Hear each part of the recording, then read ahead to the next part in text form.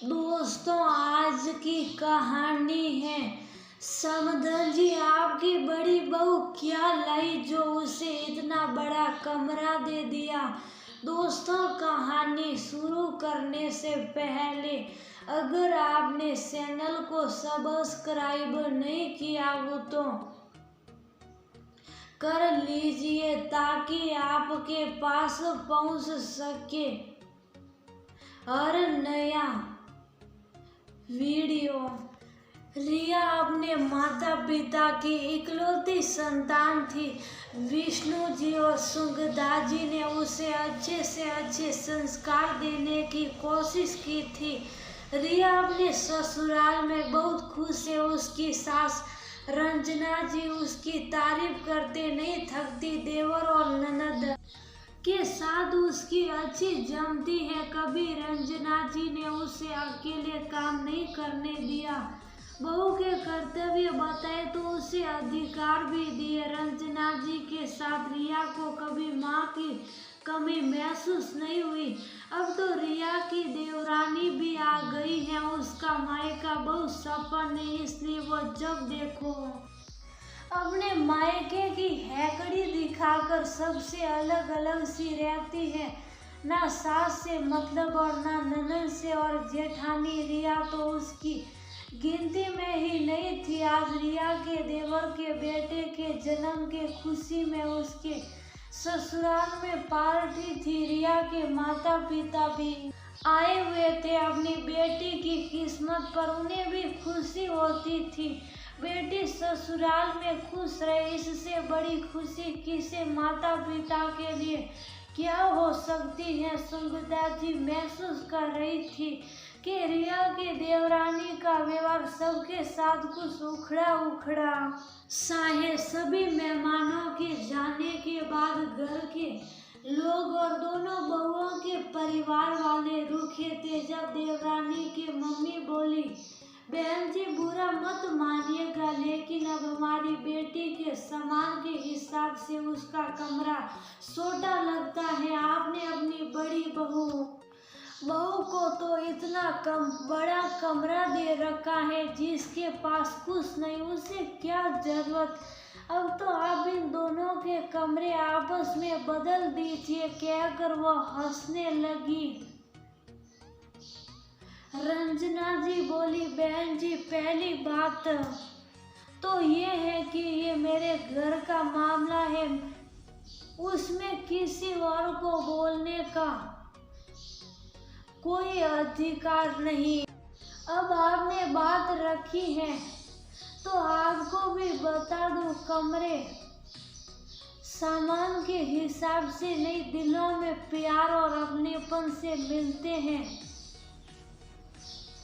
जो कर्तव्यों को निभाए उसे मिलते हैं। आज आपकी बेटी को कमरा छोटा पड़ रहा, कल उसे घर भी छोटा लगने लगेगा तो आप उससे अलग घर भी दिलवा दीजिए, क्योंकि मेरे घर में तो इतनी जगह नहीं। ध्यान रखिए, आप जो भी सामान दे रही हैं अपनी बेटी को दे रही हैं, इस घर को नहीं। और बड़ी बहू अपने माता पिता से इस घर के लिए संस्कार लेकर आई है। जब हमने रिया को अपनी बहू बनाया था तो सभी रिश्तेदारों ने कहा था कि बिना भाई की लड़की मत लो, कौन इसके त्योहार करेगा और कहाँ इसका मायका होगा। लेकिन मुझे पहली नज़र में ही रिया में अपनी बेटी नजर आई थी। छोटे बेटे की शादी के समय मैंने बेटे की पसंद को मानते हुए आपकी बेटी को अपनी बहू बनाया, लेकिन आज तक भी वो ना तो छोटी ननद के साथ सामंजस्य बैठा पाई और ना ही जेठ जेठानी के साथ हमारी बड़ी बहू रिया आप जैसे लोगों के लिए एक जवाब बिना भाई बहन के अपने माता पिता की इकलौती संतान होते हुए भी वह हमारे घर में ऐसे एडजस्ट हो गई जैसे हमारी ही बच्ची हो। ये उसके संस्कार ही तो हैं जो वो हम सबके दिलों पर राज करती है। रंजना जी की बात सुनकर उनकी छोटी समधन का सिर शर्म से झुक गया। इधर रिया के मम्मी पापा विष्णु जी और सुंगदा जी का सिर गर्व से ऊंचा था। आज उनकी बेटी ने, उनके संस्कारों ने उनको इकलौती बेटी के दंश से मुक्ति दिला दी। सुंगदा जी को याद आए वो पुराने दिन जब सब उन्हें जबरदस्ती दूसरा बच्चा करने की नसीहत देते थे। बहुत गुस्सा आता था उस समय। ये मेरा अपना फैसला है कि मैं दूसरा बच्चा करूं या नहीं।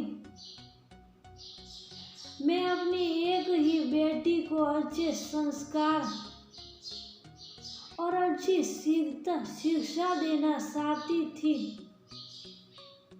फिर उसकी शादी के समय यही समस्या आई। इकलौती लड़की से कोई शादी के लिए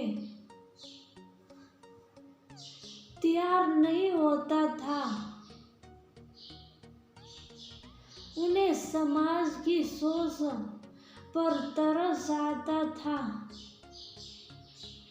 आज उनके मन की सारी उलझने